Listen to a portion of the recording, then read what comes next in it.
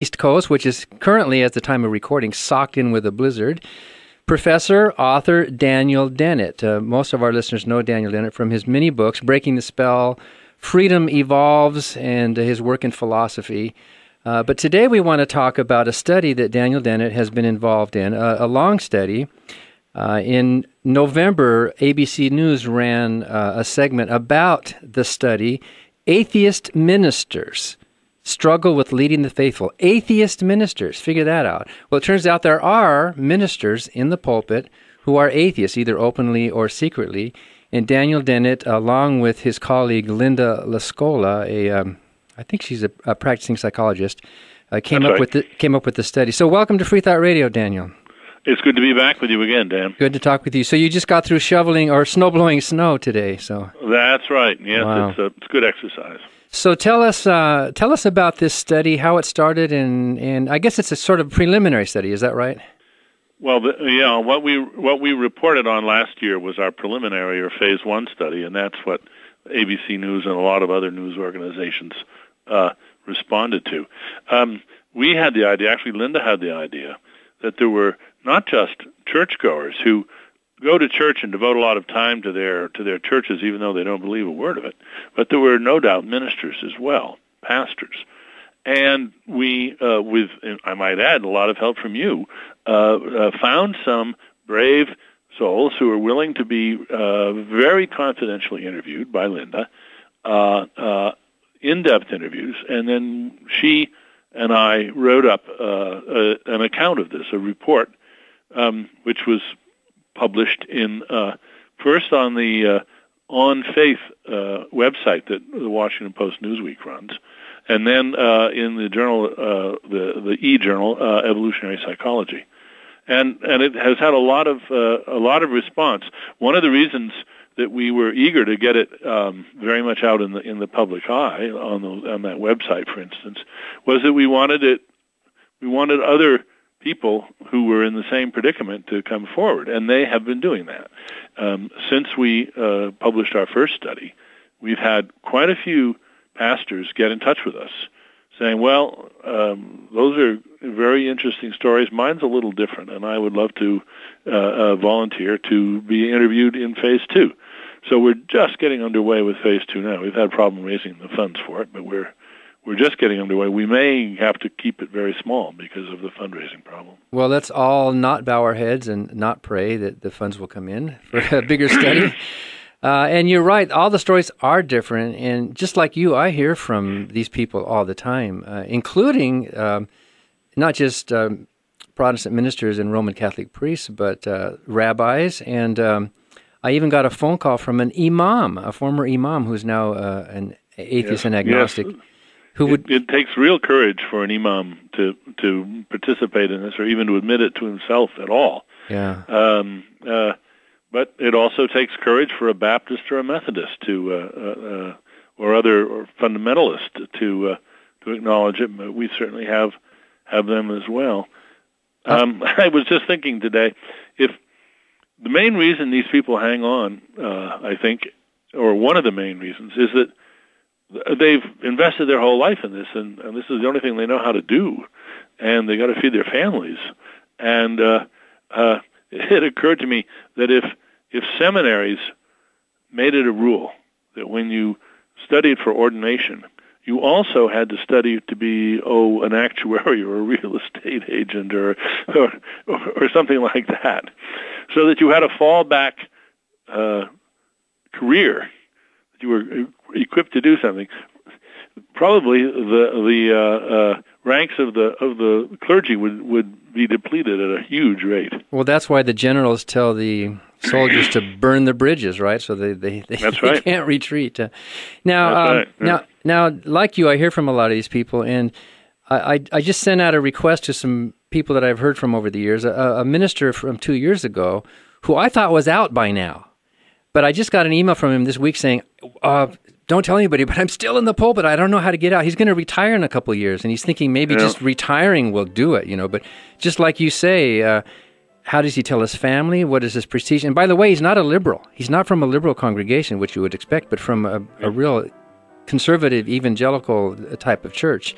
And he's still preaching. And then, of course, his breaking book, Breaking the Spell. And we're talking about his study about atheist ministers. And Daniel, before we continue with this, tell us a little bit about Linda LaScola. I got to talk with her last week in D.C. when I did the book signing for my new book. And what a smart and sweet woman. And was she like the impetus behind this project? Oh, she really was. She approached me with the idea of the study. I had mentioned it when I was just informally researching for Breaking the Spell. I wanted to talk in confidence to people who were deeply religious to find out just how they thought.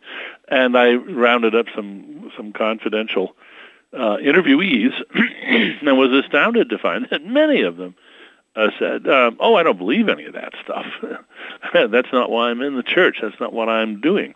And so the question then was raised, well, there are probably pastors that are in that role too. And of course there are.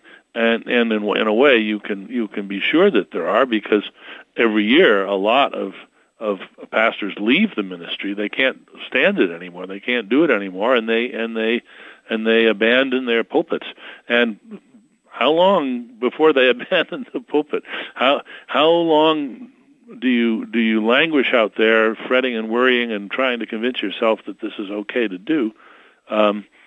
Nobody knows, I think. Well, it took me 4 or 5 months. I was a hypocrite for about 4.5 months, I guess. I knew I was an atheist in the summer, but I had a calendar, and I still. It was horrible. It was this integrity clash, and I was up saying these things I no longer believed, and you know what? The audience was still responding the same old way. A woman came up to me and she said, "Reverend Barker, I felt the Spirit of God on your ministry." And I'm thinking, you did? Because I knew it was phony. But I want to say that when I was talking with Linda last week, that she might seem to think that all of us clergy were phonies and we're not sincere. But I know that's true of those who are seminary educated and more liberal.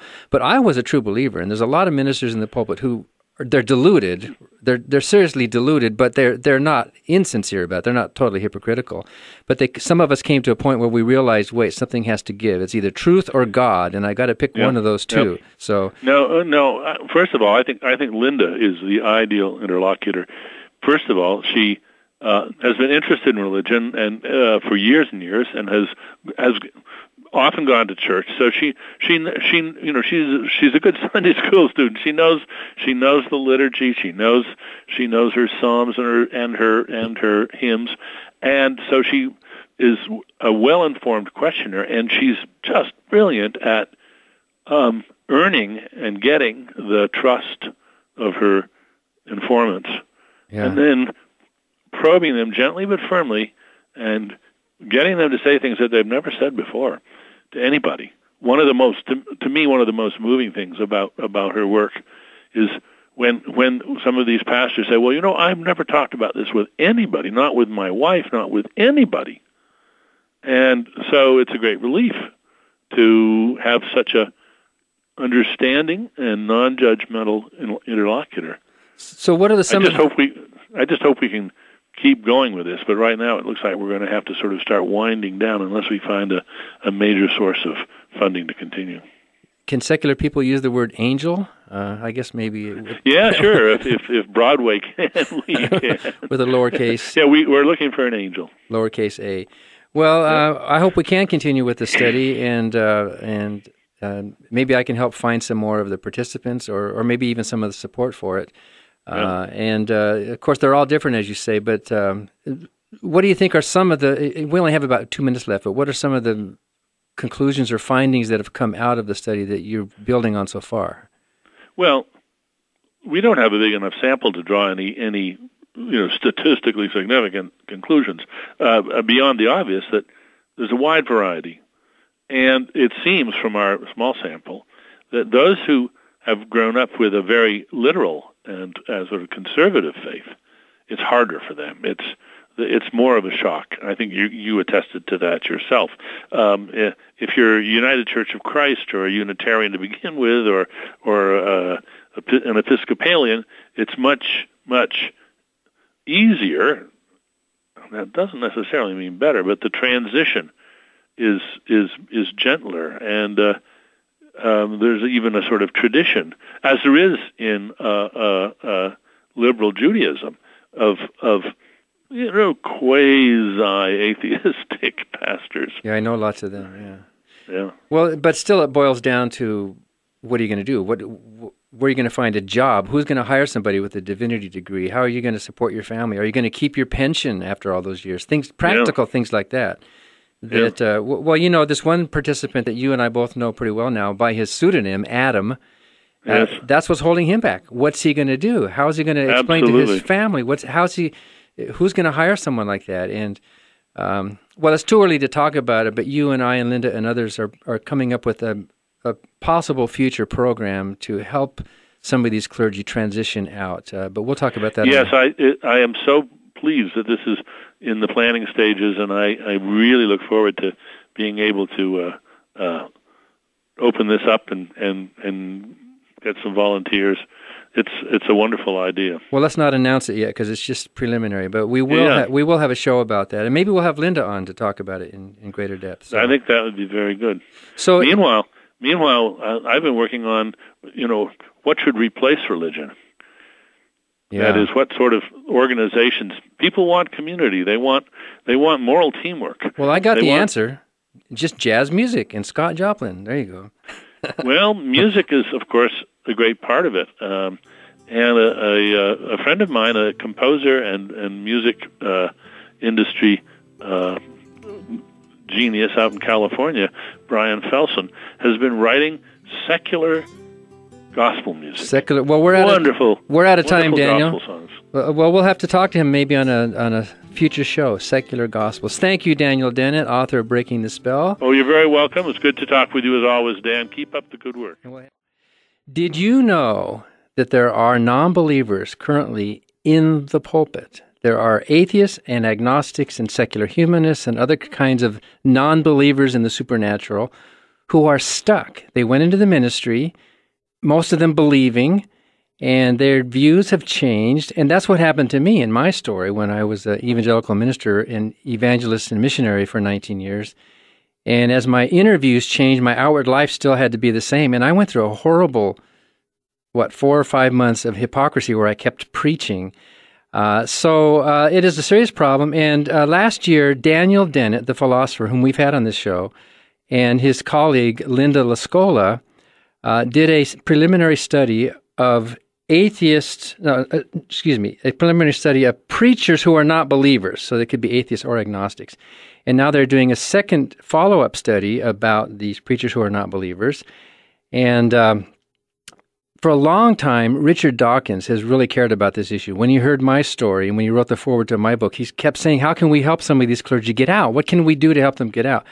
Well, so Daniel Dennett and Richard Dawkins and Linda LaScola and myself and others have started a new project called the Clergy Project. And the Clergy Project is a way to help them get out. Some of them are stuck. They don't know what to do.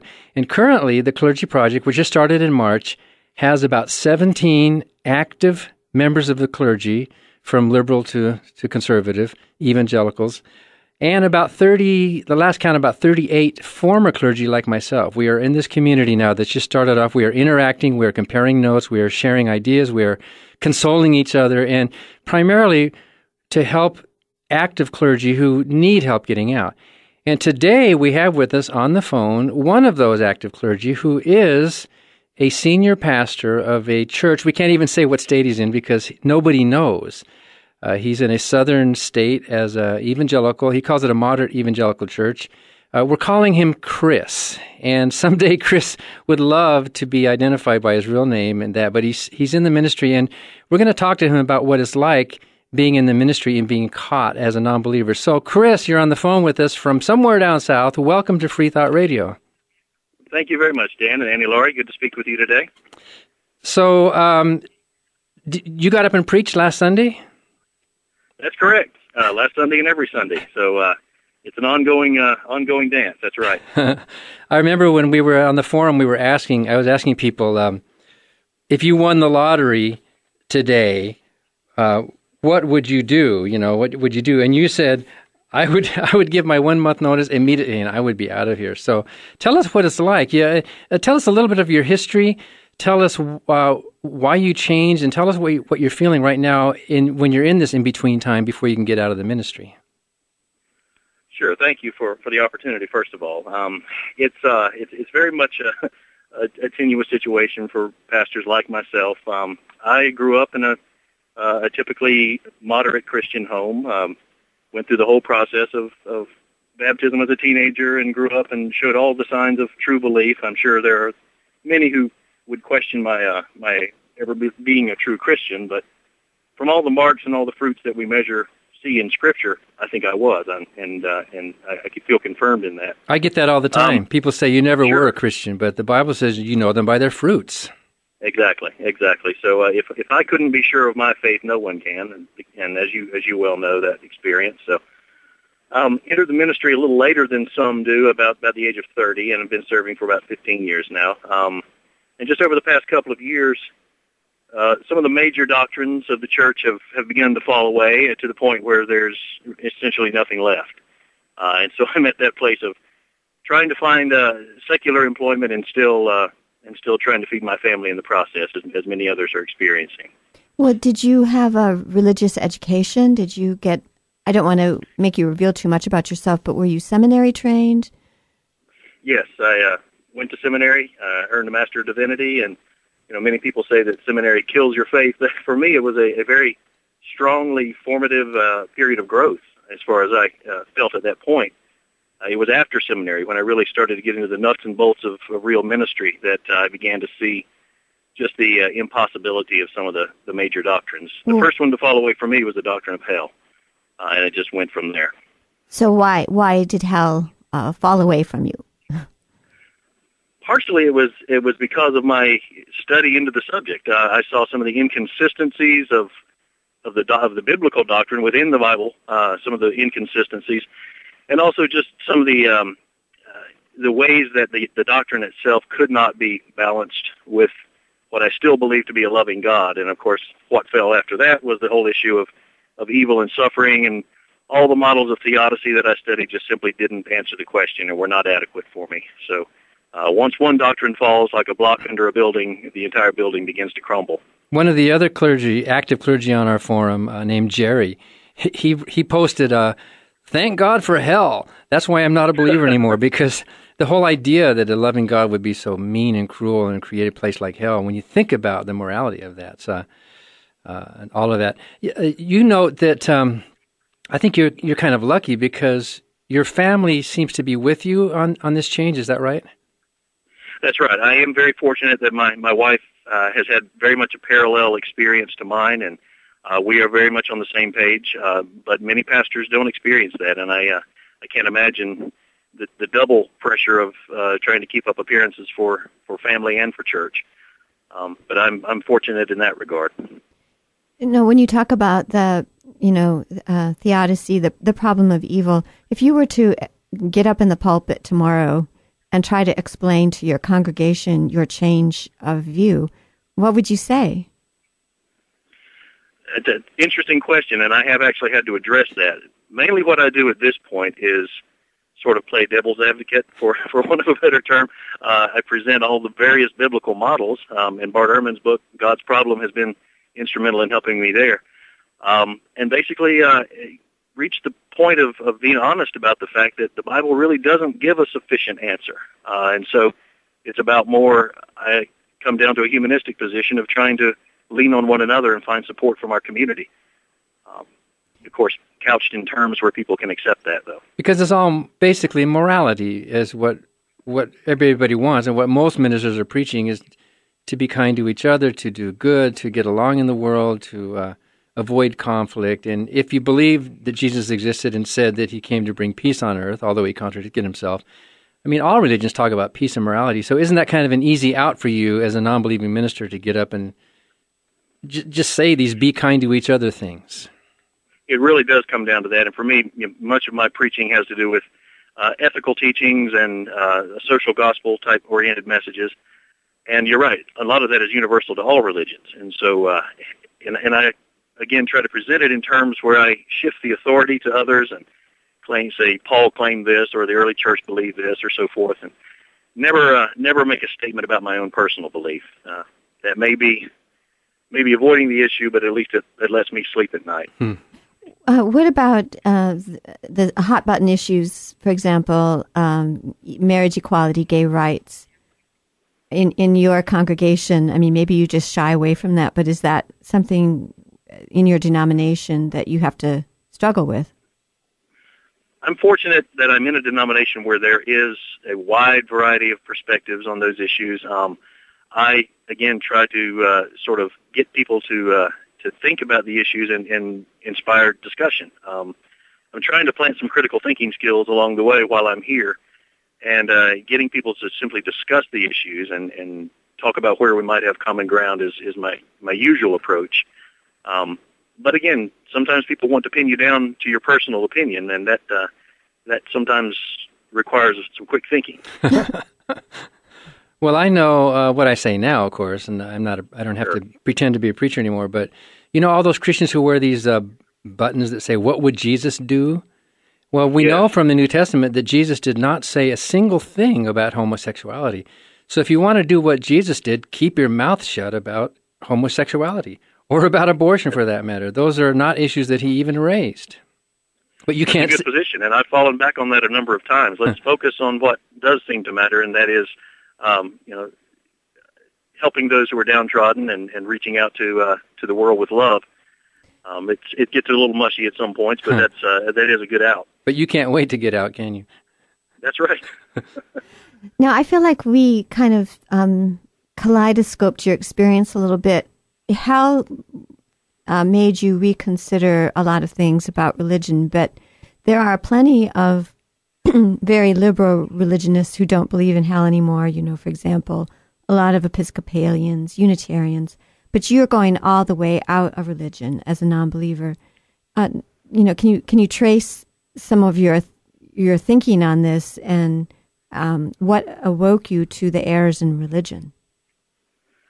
That to take the first point, you're right. There are a number of denominations, and to the extreme of, say, the Unitarian Universalist, that I strongly considered moving to for a time period. But there's still within those denominations a lot of God language, which a lot of people hold just metaphorically. But for me, if you're talking about using God simply as a metaphor for the totality of the universe or so forth, you don't really seem to be saying anything. I don't see the point in using a mystery to explain a greater mystery. So my position is that I want to leave the religious landscape entirely and focus on hopefully eventually building some humanistic or free thought communities like are already beginning to pop up around the country. For me, language is important, and when you say God, people assume certain things. So I can't use that term and simply mean something else and feel comfortable about that. Well, let's talk more about that when we come back. I could also say amen to that. I have a question that I want to ask you after the break, too, about the feelings of hypocrisy, and not only on our part, but on the audience's part. So stay tuned. Certainly. We're talking with Chris, which is a pseudonym, I assume, and senior pastor at a moderate evangelical church. The congregation did find out all heaven would break loose. So anyway, Chris, we wanted to ask you, I guess our listeners would like to know, if you're a non-believer, why are you still in the pulpit? Why are you still doing this? That's a great question, and it really comes down to practicalities. I would love to be able to leave tomorrow and move on to something else, but until I find that something else, I simply have to remain where I am. And sometimes, obviously, I feel very disingenuous. Some people, probably rightly so, would say it's unethical, at least on some level, to stay, but I feel that I have to follow a higher ethic of feeding my family at this point. And after all, when you entered the ministry, you were completely sincere. It's not like you're Absolutely. A con man or something. You just simply learned more about religion and decided you changed your mind about it. Now, I have a question for you, which is that if you didn't have to worry about this and you were brave enough to tell your congregation how you really feel, what would you say in your final sermon? I've thought a lot about that. That's a great question, and I think it would just simply encourage them to question everything. There's such a fear of doubt in the church, a fear of losing one's faith if you begin to doubt, which I think that fear is justified, but I think that doubt leads to inquiry, and inquiry leads to greater knowledge. So I would just encourage them, wherever they are in their path. I wouldn't try to force anyone to take the decision, the steps I've taken necessarily, but I would encourage them to question and to doubt. Doubt is a good thing. There's a Bible text for that, you know. That's right. Test all things and hold fast to that which is good. That's exactly right. I think the testing part of that has become fearful for so many. Are you in the kind of congregation where if you were to get up and say, I'm an atheist, or, you know, that if somebody saw a billboard that was promoting atheism, there would be loud gasps from your congregation?